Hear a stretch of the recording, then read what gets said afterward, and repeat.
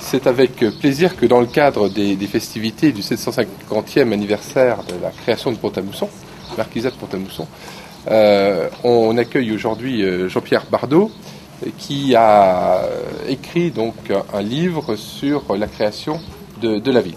Et il a fait un master d'histoire et son master d'histoire était consacré au Marquisat de Pont-à-Mousson.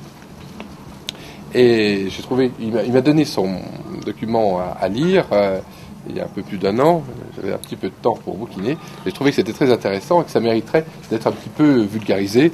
Et pour vous montrer le travail de synthèse qu'il a réalisé, voilà son mémoire de maîtrise. Vous voyez que c'est quand même documenté, il y a pas mal de pages. Et puis voilà ce qui en est ressorti aujourd'hui.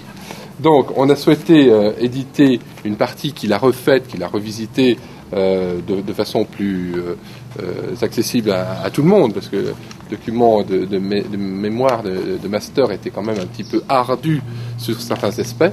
Donc il a fait ce travail de vulgarisation, je crois qu'il faut l'en féliciter. C'est pas facile de revenir et de reprendre ce que l'on a écrit.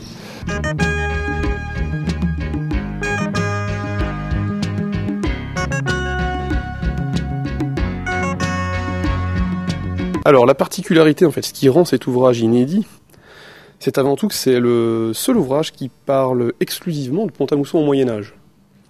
Oui. Voilà. Donc on a, comme vous l'avez dit, beaucoup d'ouvrages, dont ceux de Pierre Lallemand, en fait, ont déjà traité de la ville de Pont-à-Mousson. Hein. Il a écrit de sublimes monographies.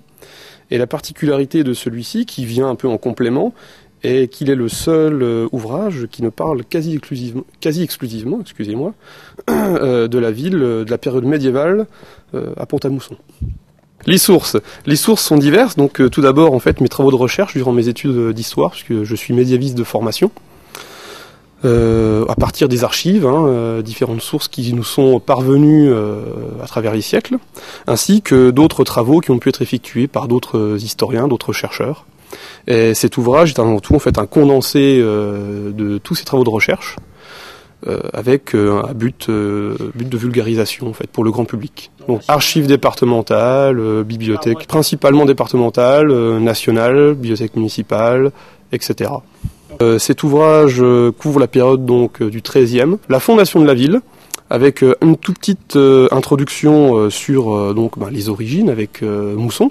Puisque Pont-à-Mousson et Mousson sont liés, jusqu'à la fin du XVe siècle, au final. La fin des comtes de Bar, des ducs de Bar. Enfin, fin entre guillemets, c'est-à-dire fin de la lignée de Bar, puis en fait transmission du duché à René d'Anjou. Alors c'est avant l'université, mais Pont-à-Mousson est fondé officiellement en 1261 par le comte Thibaut II de Bar. Son objectif, en fait, est double, voire triple. Premièrement, s'installer définitivement et de manière importante dans la vallée de la Moselle.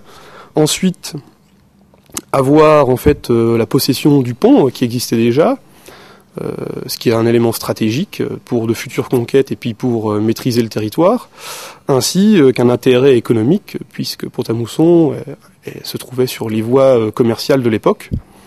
Et le pont était l'un des passages les plus utilisés de la période, donc un intérêt de pouvoir le maîtriser. Pont-à-Mousson, en fait, naît par principalement ce qu'on appelle un synocisme, en fait, qui est un regroupement de villages des alentours, qui vont être, entre guillemets, sollicités pour venir peupler la ville du pont, la ville neuve du pont. Et à partir de là, va se développer. Ils vont donc avoir une charte de franchise, c'est-à-dire des privilèges au niveau politique, des privilèges, on va dire fiscaux, c'est-à-dire des impôts en moins pour l'époque. Deux foires vont être créées, plus un marché hebdomadaire, ce qui va faire de Pont-à-Mousson un centre économique. Puis la ville va se développer de plus en plus, puisqu'elle va devenir très vite en fait chef-lieu de prévôté, qui est une circonscription administrative de l'époque. Puis en 1354, Pont-à-Mousson devient la capitale d'un marquisat, d'où l'importance, on voit l'importance que prend Pont-à-Mousson au fil du temps.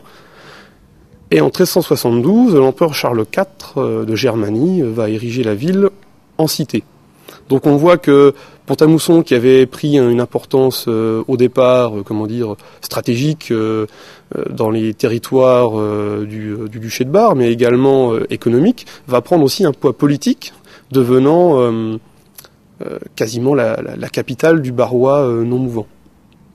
Pont-à-Mousson a toujours été plus ou moins un fief impérial, c'est-à-dire rester dans le giron de l'Empire, même si, comment expliquer ça de manière simple, la politique des princes de Bar, en fait, a toujours été assez tournée vers la France, puisqu'on est un pays d'entre-deux, donc entre le royaume de France et l'Empire de Germanie.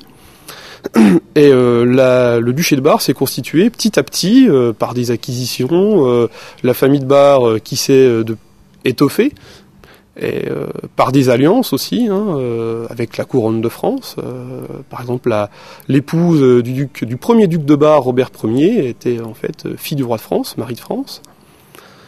Donc des relations doubles.